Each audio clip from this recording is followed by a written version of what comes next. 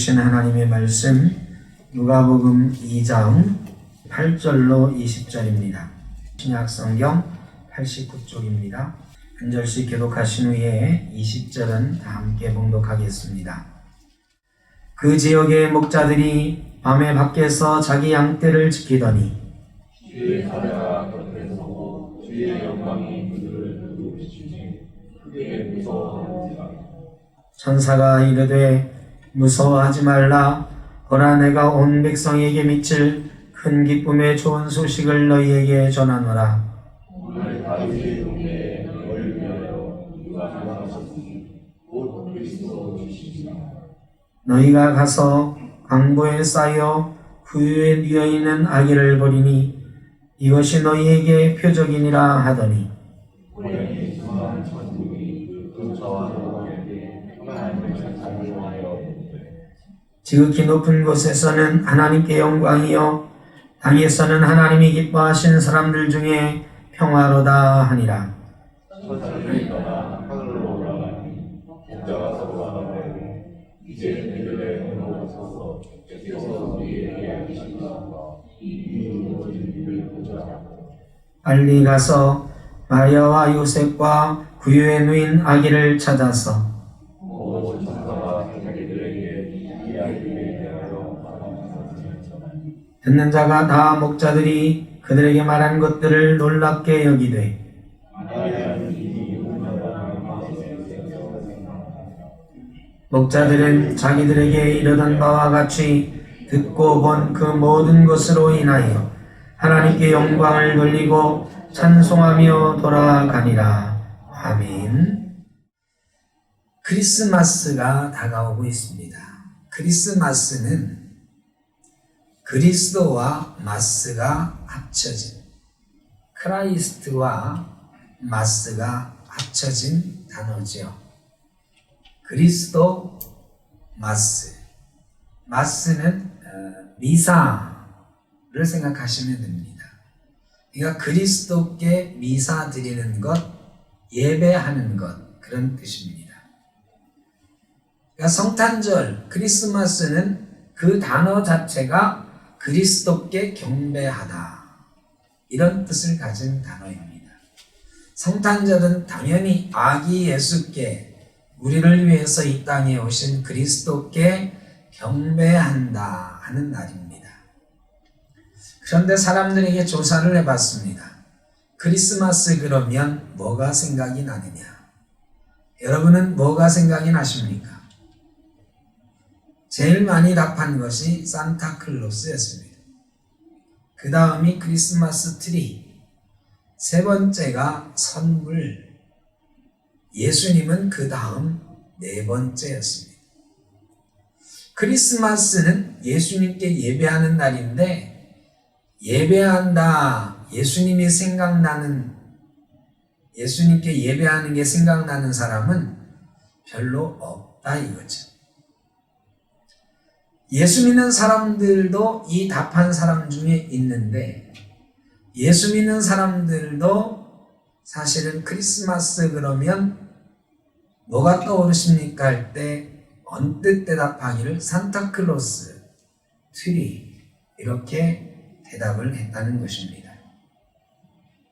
성탄절에 뭘 하고 싶느냐 또 물어봤더니 1번이 데이트하고 싶다, 2번이 가족들과 함께 식사하고 싶다 였습니다. 성탄절에 예수님께 가족들과 함께 가서 예배할 것이라 답한 게 1번일 것 같은데 아니더라고요. 성탄절에 사람들의 마음이 다른 데 많이 가 있습니다. 예수 믿는 사람들의 마음도 성탄절이 상당히 형식화되어서 세상 사람들의 생각과 비슷하다, 이런 생각을 해봅니다. 오늘 본문 말씀에도 사실은 이 성탄절의 의미를 다시 한번 생각하게 하는 장면들이 나옵니다. 저희가 읽지는 않았지만 누가복음에는 예수님 탄생 당시의 이야기들이 구체적으로 많이 기록되어 있습니다. 예수님 당시에 이스라엘 사람들의 형편은 곤궁했습니다.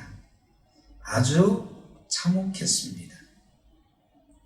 우리가 일제에 36년 지배당하고 참으로 그 참혹한 기억을 75년 지난 지금도 잊지 못하고 있지 않습니까? 일본하고 여전히 갈등 관계에 있지 않습니까? 그런데 이스라엘 사람들은 자그마치 500년 가까이 식민지 생활을 했습니다. 한 나라에게 지배를 받은 것도 아니고 바벨론에게 멸망당한 이후로 페르시아의 식민지였고요. 알렉산더에 의해서 페르시아가 망한 다음에는 그리스의 식민지였습니다. 그리스가 알렉산더 이후에 세 나라로 찢어졌을 때 셀류커스 왕조에 의해서 지배를 받았습니다. 그리고 그 뒤에 잠깐 회복되는가 했다가 다시 로마에 의해서 점령을 당했습니다. 500년 가까운 세월을 그들은 나라 없는 백성으로 살았습니다. 일제 강점기를 생각만 해도 우리가 겪지 않았음에도 불구하고 참 화가 나는데요. 이스라엘 사람들이 겪은 이 식민지 시대는 우리가 겪은 일제 강점기하고는 비교가 안 돼요. 로마인에게 유대인들은 노예였습니다. 모든 법률이나 이런 것으로 사실은 이 식민지 백성들은 노예와 다름이 없었습니다. 지난번에도 잠깐 말씀드렸지만 내 짐 들고 오리를 가자 하는 게 로마 사람들의 권리였다 그랬다는 말씀을 드렸잖아요. 식민지 백성을 향해서 로마 사람 아무나, 높은 양반이 아니에요. 아무나 로마 사람이 어이 내 짐 들고 따라와 그러면 법으로 2km는 무조건 가야 되는 법까지 있었다. 그러니까 식민지 백성은 노예였어요. 머슴이나 다름이 없었어요. 온갖 세금의 착취가 있었습니다. 이게 500년 가까이 되는 동안 이스라엘 백성들은 절망했습니다. 경제적으로는 피폐해지고 정치적으로는 핍박을 받았습니다. 그들의 신앙생활도 식민지에 의해서 제국들에 의해서 간섭당하고 변질되게 되었습니다. 이스라엘 사람들의 유일한 희망은 예언자들이 예언해 주는 것이었는데요. 예언마저도 400년간 그쳐 있던 시절이었습니다.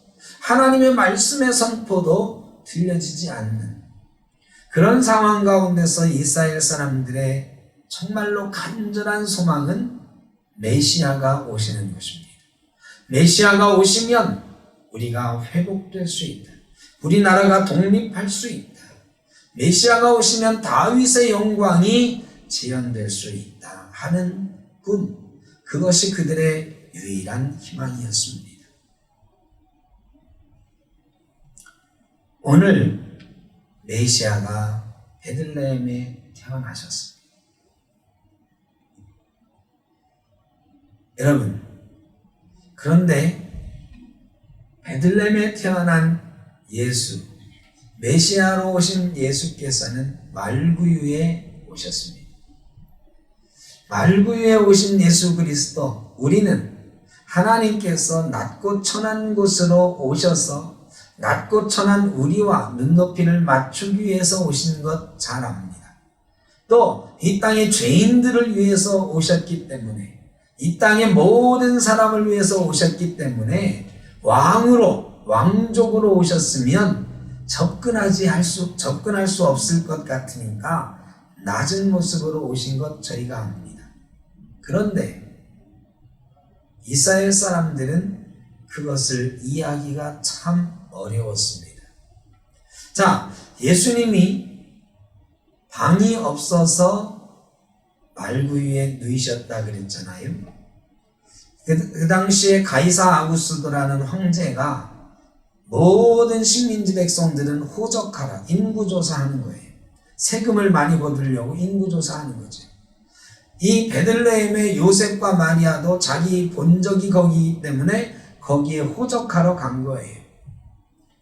근데 많은 사람이 한꺼번에 왔기 때문에 여관에 방이 없었어요. 그래서 말구유에 예수님이 누이신 거죠. 이게 그냥 현실입니다. 그런데 조금만 그 속사정을 생각해 보면 이해하기가 참 어려운 부분이 있습니다. 우리는 예수님이 말구유에 오신 이유가 하나님의 선택이라고 알고 있지만 그냥 그 당시의 사람들 입장에서 생각을 해보면 이해할 수 없는 부분이 참 많아요. 여러분, 그 당시 사람들이 메시아가 태어났다는 걸 알았을까요? 몰랐을까요? 메시아가 태어난 걸 이스라엘 사람들이 알았을까요? 몰랐을까요?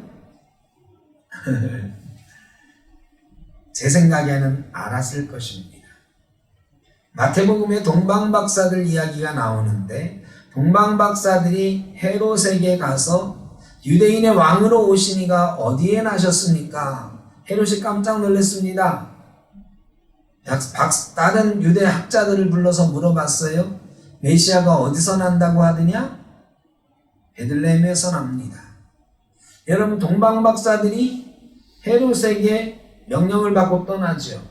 너희가 먼저 가서 경배하고 나에게 알려주라. 그럼 나도 가서 경배하겠노라. 여러분, 이 소문이 안 퍼져나갔을까요? 성경은 온 예루살렘이 소동했다라고 기록하고 있습니다. 온 예루살렘에 그 소문이 쫙 퍼진 거예요. 메시아가 나셨대. 누가 그래? 동방의 박사들이 별 따라왔다는데? 여러분, 동방 박사들이 베들레헴으로 가는데 뒤따라간 사람 없을까요? 이거는 제 추측입니다. 아닐지도 몰라요. 그러나 제 생각에는 따라갔을 것 같아요. 제가 예루살렘 사람이었으면, 제가 혹시 율법학자였으면, 혹시 메시아를 기다리는 사람이었다면 동방 박사들이 예루살렘에 예수님 메시아 태어나셨다고 왔다는데 그들이 베들레헴으로 간다는데 나도 한번 따라가 봐야지 하는 사람 없었겠습니까? 있었을 거라고 생각이 들어요. 바로 같이 가지는 못했어도 멀리서 따라가는 사람도 있었을지 모르겠습니다. 동방 박사들이 베들레헴에 도착했을 때 베들레헴에 그 소문이 안 퍼졌을까요? 아니요. 예루살렘에 살던 베들레헴 사람이 있었을 거예요. 베들레헴에서 올라와서 예루살렘에 있었던 사람이 혹시 있었다면 동방 박사들보다 먼저 달려가서 전하지 않았을까요?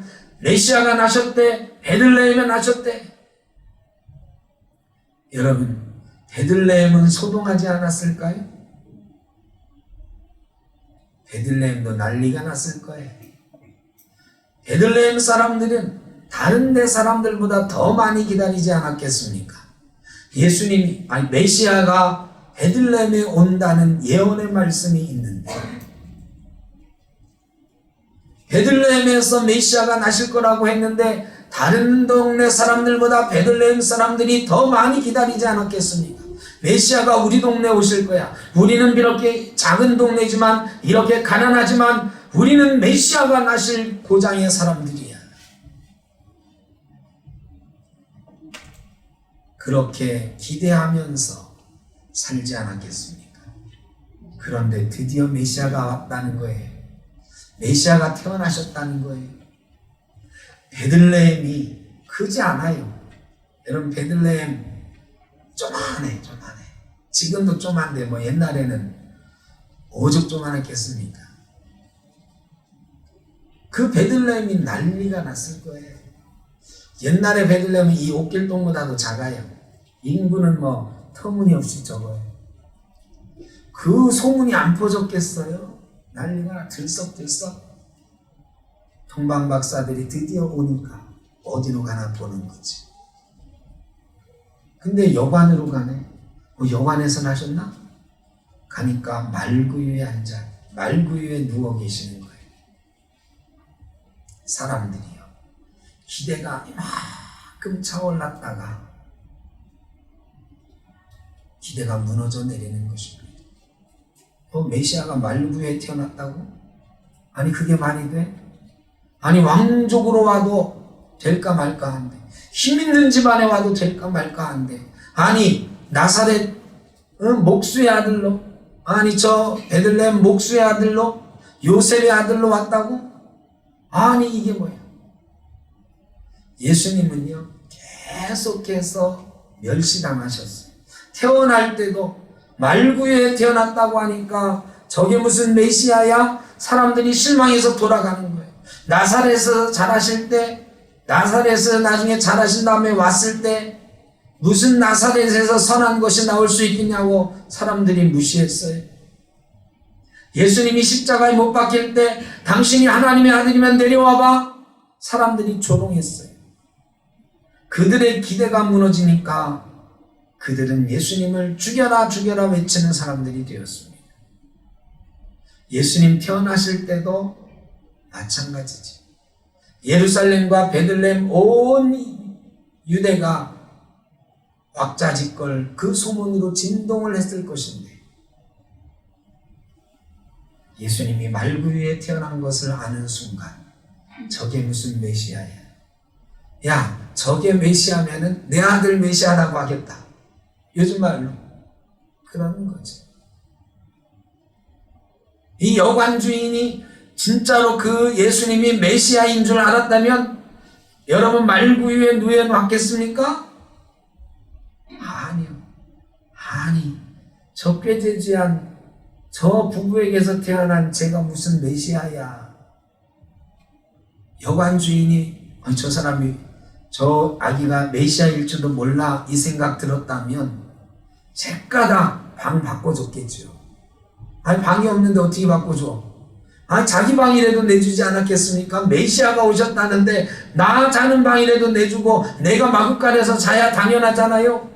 그런데 예수님은 처음부터 끝까지 말구유에 계셨어.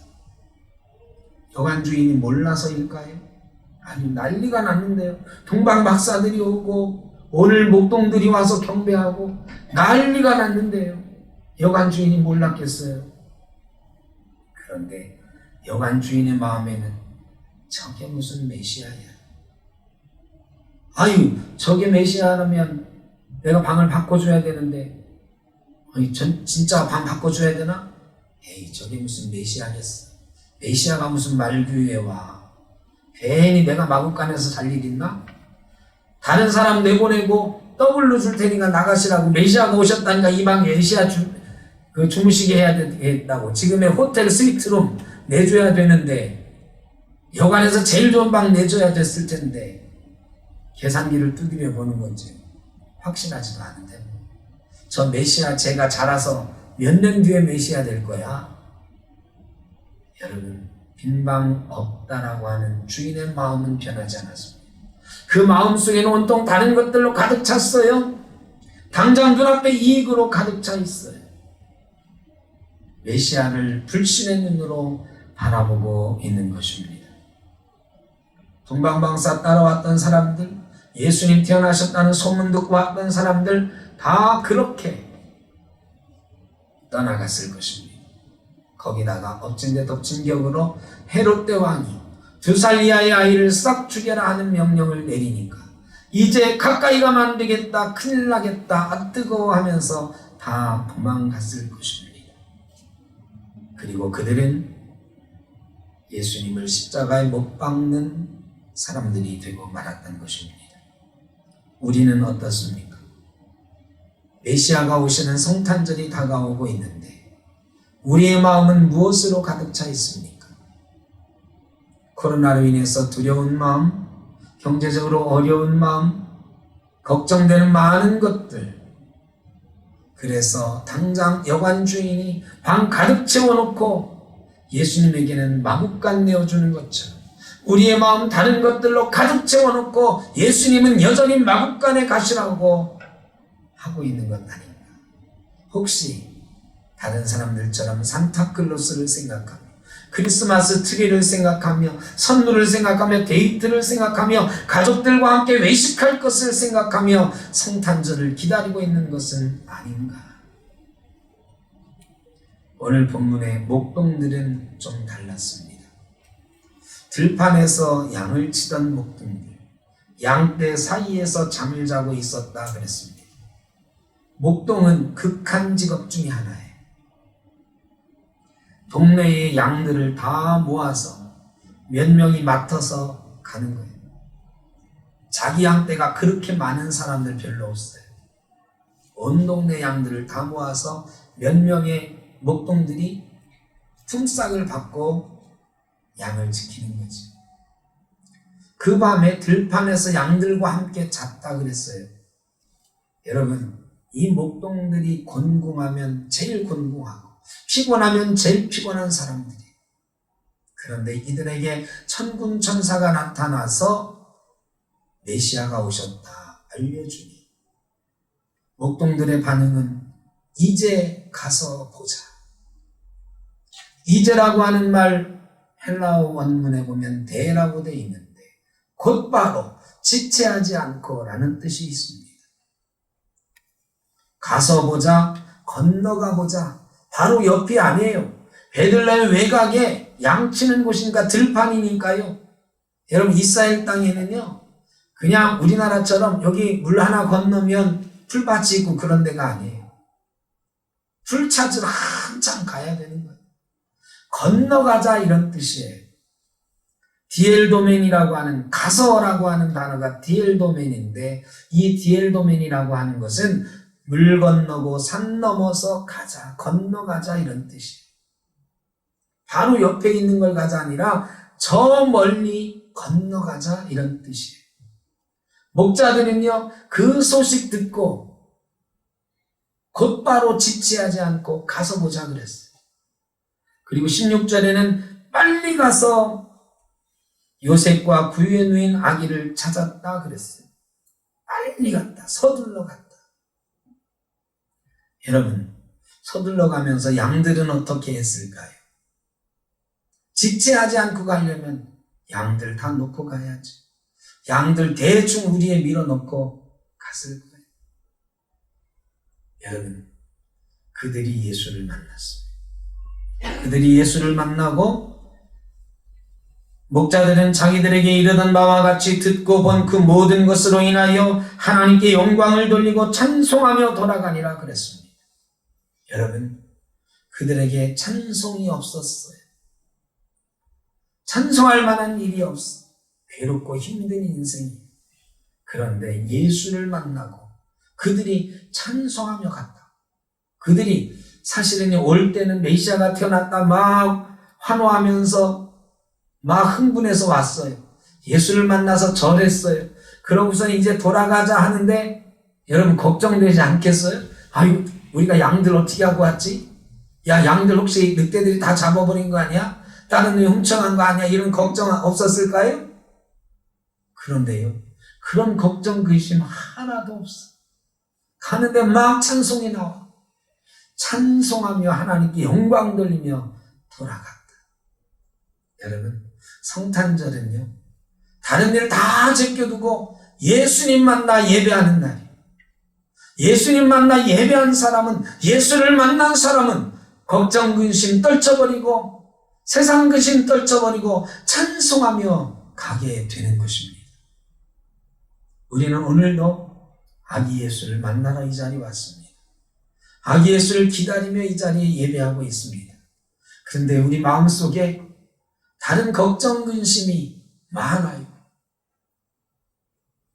그 당시에 유대인들이 다른 생각들로 가득 차 있어서 메시아가 왔다는 생각에 소식에도 반가워하지 못하고 달려가지 못했던 것처럼, 또 달려가서 말귀에 있는 것 보고 에이 저게 무슨 메시아야 자기 생각으로 부인했던 것처럼 우리 마음속에 다른 생각들이 많아서 오늘 예배하는 게 힘들고 성탄절에 예수 그리스도 만나는 게 힘들어요. 이게 현대 그리스도인들의 모습이에요.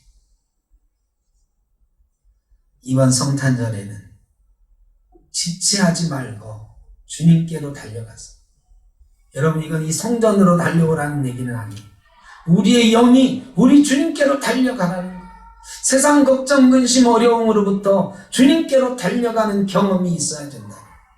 그래서 주님을 만나고 우리의 영이 살아나서 하나님께 영광 돌리며 찬송하며 돌아가는 역사가 있기를 주 이름으로 축복합니다.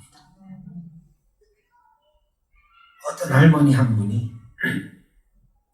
노년에 예수를 믿게 됐어요.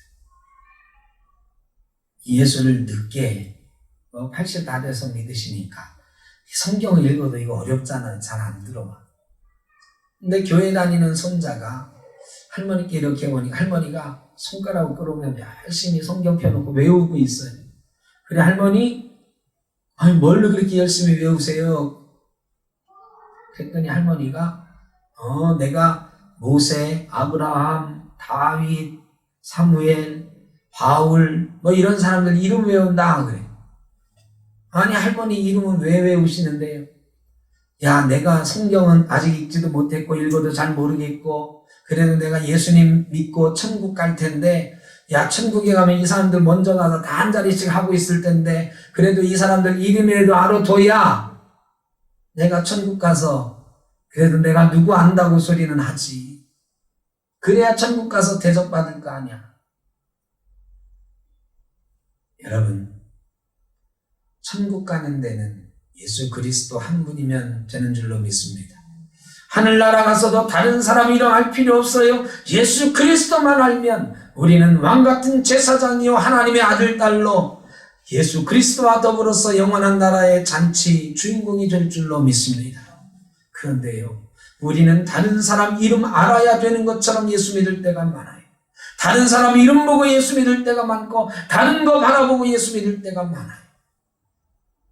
그저 예수님만 바라보고 예수님께로만 달려갈 수 있는 저와 여러분 되셔야 됩니다. 동방 박사들이 별을 보고 경배하러 그 멀리서 달려왔습니다. 여러분, 코로나19 주님 다시 오실 징조 가운데 하나인 것 같지 않습니까? 말세에는 전쟁과 기근과 온갖 질병들이 창궐할 것으로 성경은 기록하고 있는데, 여러분, 점점 말세는 다가오는 것 같고 주님 오실 때는 다가오는 것 같은데 어디로 우리가 가야 되겠습니까?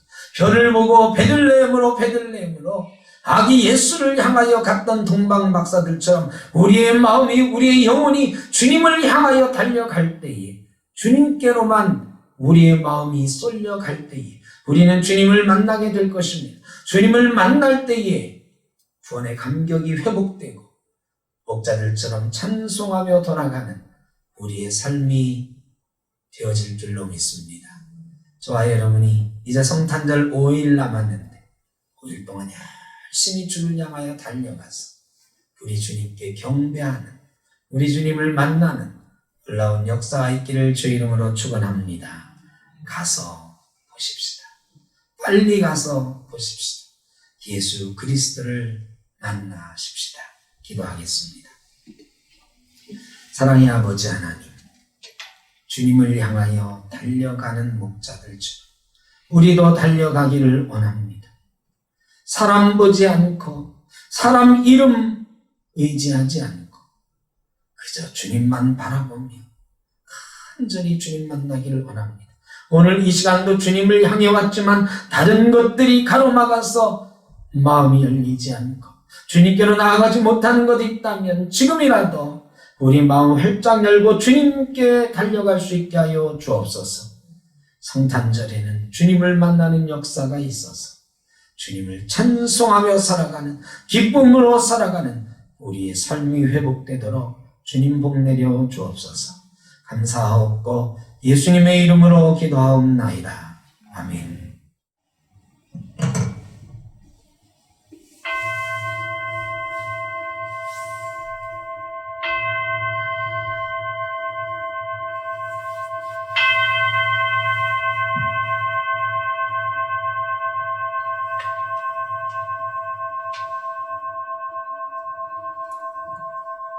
지금은 우리 주 예수 그리스도의 크신 은혜와 아버지 하나님의 무한하신 사랑하심과 성령님의 인도하시며 교통하심이 어렵고 힘든 때이지만 그 어려웠던 시절 목자들이 예수 탄생의 소식을 듣고 속히 달려갔던 것처럼 주님을 향해 가겠습니다. 주님을 보겠습니다. 주님 만나는 기쁨을 누리겠습니다. 영적인 달려감을 시작하는 주의 사랑하는 자녀들 머리 위에, 가정 위에, 일터 위에, 자녀손들 위에, 코로나로 인하여 어려움 당하는 이 땅의 모든 백성들 위에 영원토록 함께 하시기를 간절히 축원하옵나이다. 아멘.